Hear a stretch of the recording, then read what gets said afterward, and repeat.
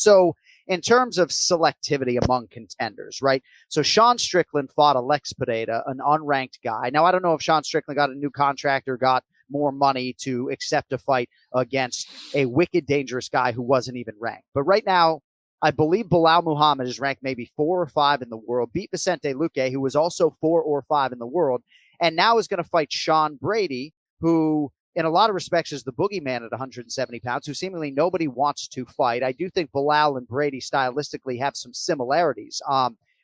And I don't know why Belal accepted that fight, maybe establishing some promotional goodwill. Maybe he got more money, maybe he just wants to prove, hey, I'll beat that guy, whatever it takes, But, Belal was trying to angle for the Khamzat Chimaev fight, doesn't get it, and now gets Sean Brady, who you can argue is just as dangerous, 5 or 6 spots below him. I don't think Fiziev, after beating a former world champion like this, is going to fight Mateusz Gamrot, no matter what the rankings say. I just don't see it, But thankfully you have guys like Belal and Strickland, who are willing to take fights and sort of keep, the cycle moving.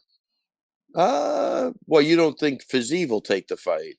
No, I don't. I don't think you call out somebody as high profile as Gaethje, top 8 needle mover in the entire company, and then accept a fight against Gamrot, who many think lost to Sarukian.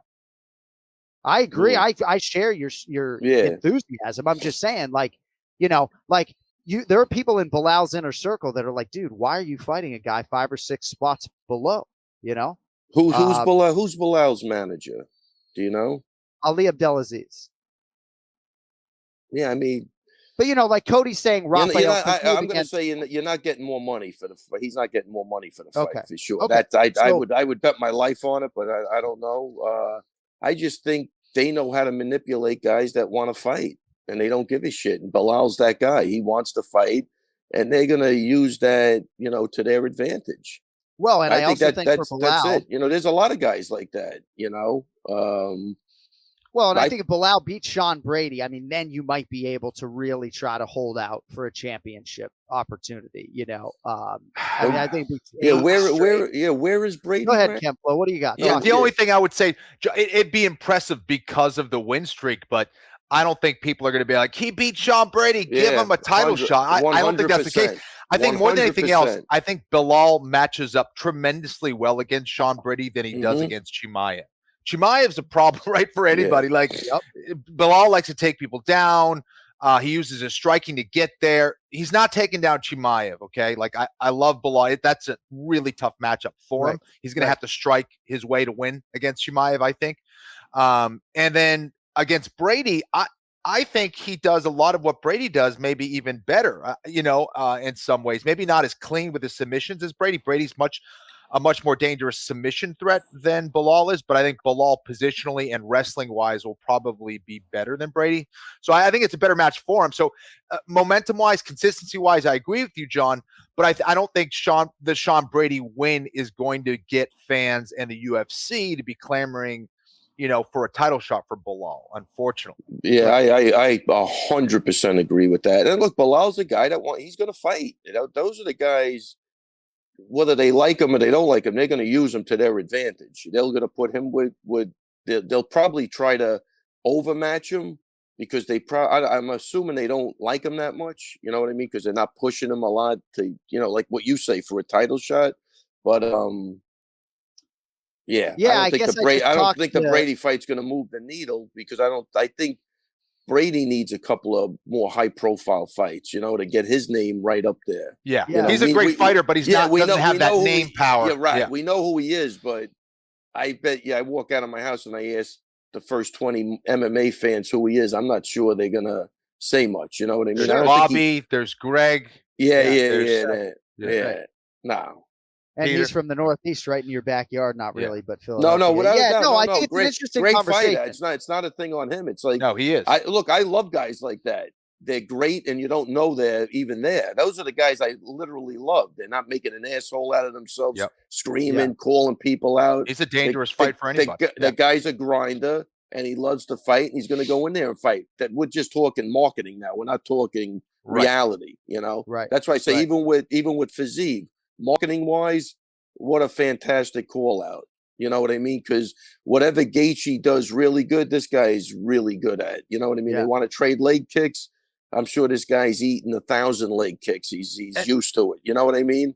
So yeah, and that's where like the business side of fighting is so crucial, right? Yes. It's like, you know, Cody's making some great calls. He's saying, you know, like you'll get a Fiziev who's going to call out a Chandler or a Ferguson or guys that are at the end of their career, still good fighters, big names, right? But kind of near the end of their career. Those are the guys that he's trying to target, which would give him that jump and that hype to get that championship fight. Where Sean Brady, great fighter, people in the know who Sean Brady is, but that's a tough out. But the general fan isn't going to know. And then that's why, you know, I think Gilbert Burns doing the right thing by trying to get a fight with Masvidal. Another guy, huge name, one of the biggest names in the UFC, guy at the end of his career, where he can, you know, get another big win and put himself back into, you know, title contention. Yeah, without I a thought doubt. Burns Muhammad would have made a lot of sense. And also a shout out to Jack Hermanson, by the way, who was supposed to fight Darren Till in a few weeks. He's fighting the unranked Chris Curtis. And I believe Hermanson's probably in the top 7. And we'll have more on this with Brian Petrie. But Jack Hermanson, Ken Flo, by the way, opened a betting favorite against Chris Curtis. And immediately Chris Curtis went to like minus 150, at least where I place my bets. So maybe that's all big gun Brian Petrie's action. I don't know. But it is interesting when you think about, you know, certain guys like Dominic Cruz, who literally, like, they're not going to fight Chito Vera until he's ranked above him. Like, they are not trying to fight backwards. And I do believe if you're Belal, it's like, all right, if I beat Vicente fucking Luque, right, in a rematch, in a main event, that opens the door for the Covingtons and the Chimaevs and the Gilbert Burns. And instead, he's fighting a guy 5 slots ranked below Gilbert Burns. So it tells me, yes, he wants to keep the momentum going. The best way to stay relevant with the fan base is to stay active and to fight. You know, you're telling me maybe he didn't get new money for the deal. Sean Brady is undefeated, but you're right. It's the avid fans who really see the upside of that win. Right. Yeah, without a doubt. And I think there comes a point where it's always easier to fight up than fight behind you. And I think that's where Fiziev is. I think there's probably 5 fights behind him that would be way worse for him than taking somebody. These guys build up their name, but then all of a sudden they're 38, 37. You know, it's a different ball game, you know. So what he did is genius for that. You know, Belal, if he was smart, he would have had in his contract if he beat Luque that he's guaranteed a fight with A, B, or C. But it doesn't work like that.